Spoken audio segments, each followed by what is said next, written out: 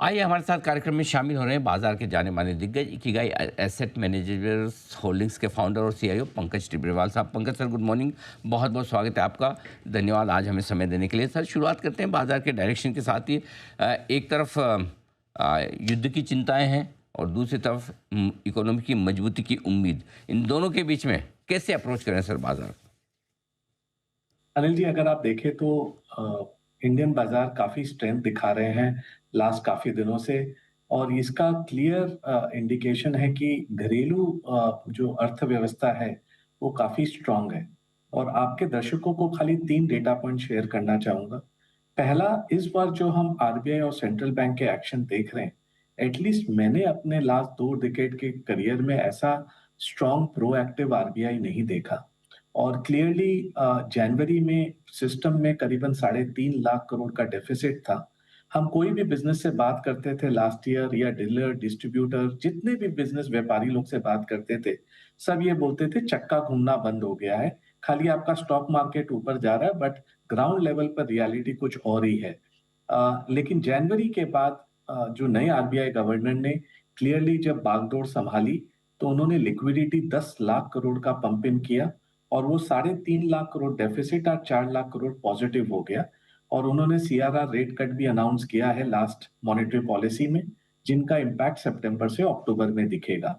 Plus 100 basis point से हमने ब्याज दर कम किया है। उसका इम्पैक्ट आपको बहुत जल्दी दिखने लगा है। बिकॉज इस साइकिल में क्या है कि जितने कंज्यूमर लोन है वो एक्सटर्नल बेंचमार्क मतलब रेपो रेट या ट्रेजरी बिल रेट से कनेक्टेड है।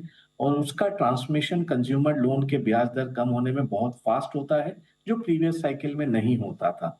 और तीसरा, अगर हम देखें तो क्लियरली ओवरऑल जो ग्रोथ का स्टांस है, चाहे वो गवर्नमेंट के द्वारा हो टैक्स रेट कट के, या सेंट्रल बैंकर के द्वारा हो ब्याज और लिक्विडिटी के वजह से, तो सब जन ग्रोथ के लिए प्रोएक्टिव है।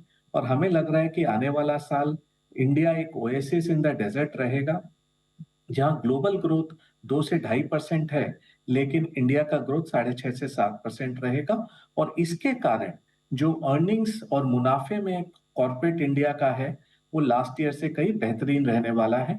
हमारा अनुमान है कि 10 से 12% की निफ्टी की अर्निंग ग्रोथ रहेगी, और मिड कैप्स की करीबन 15 से 17% के बीच की अर्निंग ग्रोथ रहनी चाहिए। सो ये स्टॉक पिकर्स मार्केट रहेगा। बीच बीच में ग्लोबल युद्ध, यूएस में जो टैरिफ रिलेटेड अनसर्टेनिटी है, वो आपको भयभीत करता रहेगा।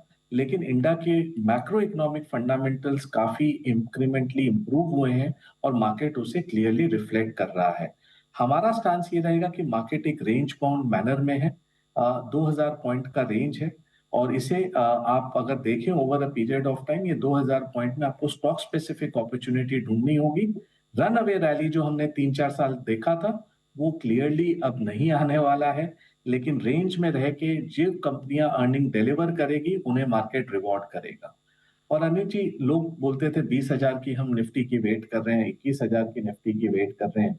खाली एक डेटा पॉइंट आपसे शेयर करता हूं।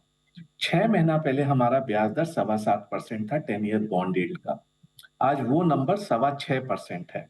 तो करीबन 13% की जो रैली बॉन्ड में हुई, इसका मतलब आपका पी जो है वो तो 12-13% से ऑलरेडी रीरेट हो गया है। तो जो लोग 20,000 पर वेट कर रहे थे, हो सकता है कि 22-23 का अब नया बॉटम बन जावे। और धीरे धीरे ये जैसे जैसे अर्निंग ग्रोथ आएगी, ये रोल ओवर में आपका रिटर्न बनता जाएगा।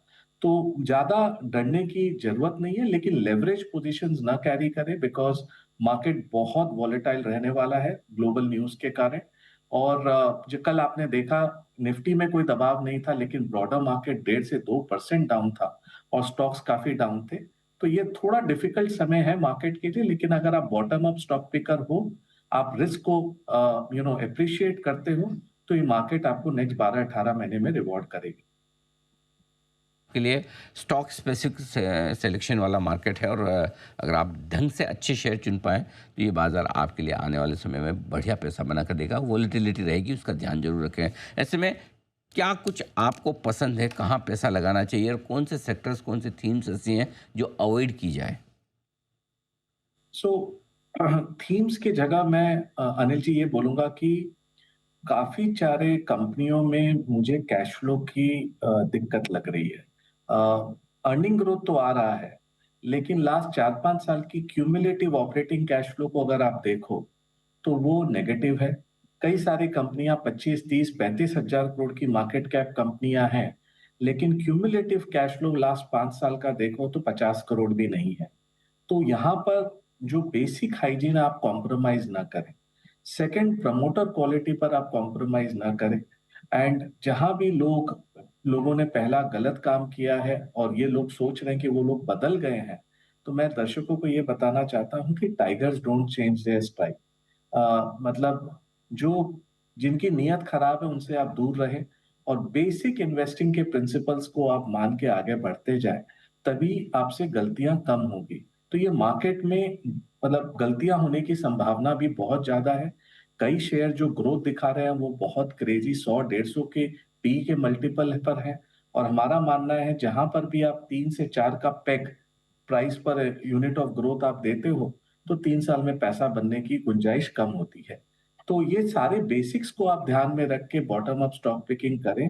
और अगर ना कर पाए, तो जो प्रोफेशनल मैनेजर्स हैं जो कर रहे हैं specially mid and small cap market में, उनको आप पैसा दे देवे।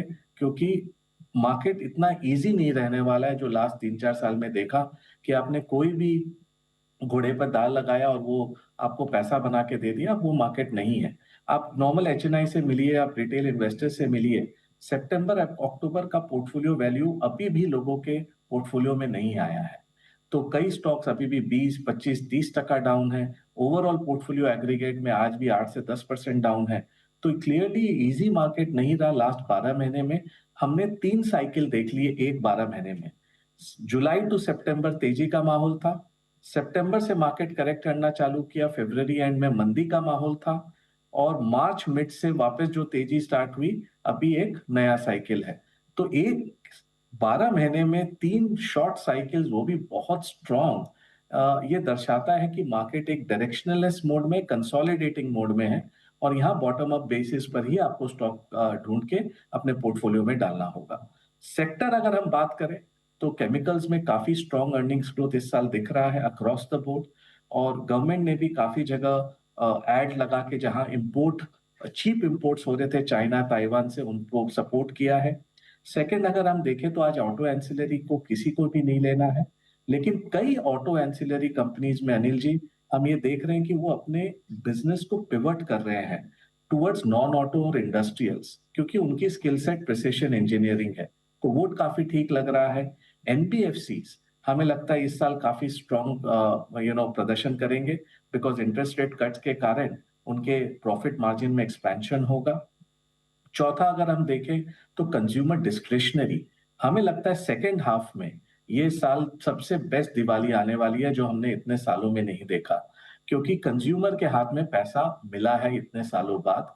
रूरल ऑलरेडी रिफ्लेक्ट कर रहा है। अर्बन में अभी भी हम दबाव देख रहे हैं, लेकिन हमें लगता है कि सेकेंड हाफ कंज्यूमर डिस्क्रिशनरी के लिए काफी स्ट्रांग रहना चाहिए। और ये सेक्टर काफी हद तक अंडर ओन्ड है, बिकॉज लास्ट 4 साल 5 साल में वैल्यूएशन के कारण या ग्रोथ नहीं आने के कारण पैसा नहीं बना है इस सेक्टर में। तो ये 4-5 सेक्टर्स को बॉटम अप बेसिस पर हम अप्रोच कर रहे हैं। एक कच्चे तेल पर सवाल लेना चाहता हूँ। $80 के बेहद करीब पहुँचा है। चिंता की बात है या फिर शॉर्ट टर्म है, टेम्परेरी है, ठीक हो जाएगा? तो अनिल जी, अगर आप देखें तो ईरान करीबन 2 मिलियन बैरल ऑयल सप्लाई करता है विश्व को। तो क्लियरली ये जो डिस्ट्रप्शन हुआ है, ये नियर टर्म डिस्ट्रप्शन है। इसके 3 सिनेरियो देखते हैं। पहला सिनेरियो नंबर 1, कि युद्ध कहीं ना कहीं खत्म होगा और आने वाले समय में वापस ट्रेड मीन रिवर्ट हो जाएगा, नॉर्मल हो जाएगा। तो कच्चे तेल की फंडामेंटल वैल्यू $60 से $70 के बीच में है। सेकंड, अगर हम लेते हैं कि ये डिस्ट्रप्शन थोड़े लंबे समय तक चलेगा और ईरान का सप्लाई कम है और सऊदी को टाइम लगेगा वापस प्रोडक्शन बढ़ाने में, तो ये रेंज करीबन $75 से $85 के बीच में है। और अगर तीसरा सिनेरियो जो आउटलायर सिनेरियो है, जिसे हम ले कि जहां पर हमें लगता है कि ये विश्व काफी लॉन्ग वॉर में जा रहा है, जहां पर मिडल ईस्ट क्राइसिस आ जाएगी और भी नेशन इस वॉर को ज्वाइन कर लेंगे, तेल की उत्पादन कम हो जाएगी, तो हो सकता है $100 के ऊपर भी ये तेल चला जावे। तो ये 3 सिनेरियो है, लेकिन खाली 2011 में और 2022 में ऐसे 2 समय आए थे, जहाँ पर कच्चे तेल के दाम $100 के ऊपर गए थे और उसके बाद वो वापस नीचे 50, 60, $70 पर आ गए बिकॉज़ विश्व नौ रिन्यूएबल्स की तरफ जा रहा है और फॉसिल फ्यूल पर उनका डिपेंडेंस धीरे-धीरे कम हो रहा है।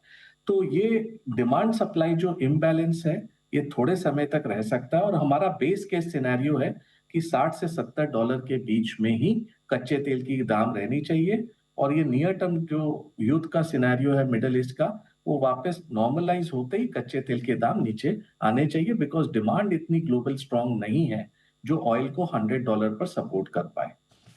ठीक बात है, तो ये आपके लिए कच्चे तेल पर आए। पंकज सर, बहुत बहुत धन्यवाद आपका, समय दिया और थैंक यू आपने सर। बाजार के डायरेक्शन और निवेश के मौक़ों पर हमारे दर्शकों के साथ अपनी राय शेयर की। Thank you so much sir, आपसे जल्द फिर से होगी मुलाकात। आज के लिए थैंक बहुत यू। बहुत शुक्रिया।